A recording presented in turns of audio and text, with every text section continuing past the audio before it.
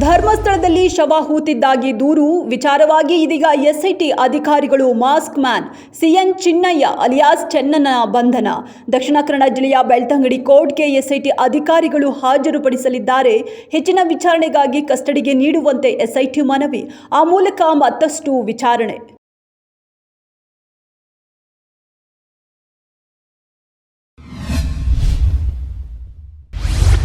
ಪುಷ್ಪಾ ಮತ್ತು ದೀಪಿಕಾ ದಾಸ್ ನಡುವಿನ ಜಗಳ ಕನ್ನಡ ಚಿತ್ರರಂಗದಲ್ಲಿ ಸುದ್ದಿ. ಪುಷ್ಪಾ ದೀಪಿಕಾ ಅವರ ಬಗ್ಗೆ ನೀಡಿದ ಹೇಳಿಕೆಗಳು ವೈರಲ್.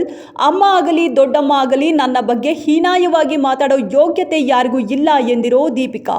ದೀಪಿಕಾ ದಾಸ್ ಇನ್ನು ಚಿಕ್ಕವಳು, ಈ ಘಟನೆ ಬಗ್ಗೆ ನಾನು ಈಗಲೇ ಮಾತನಾಡೋಲ್ಲ ಎಂದ ದೊಡ್ಡಮ್ಮ ಪುಷ್ಪಾ.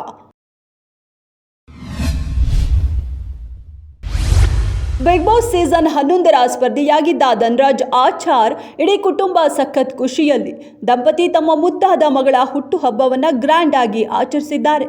ಪ್ರಸಿದ್ಧಿಯ ಮೊದಲನೇ ವರ್ಷದ ಹುಟ್ಟುಹಬ್ಬದ ಸೆಲೆಬ್ರೇಷನ್ನಲ್ಲಿ ಚೈತ್ರಾ ಕುಂದಾಪುರ ದಂಪತಿ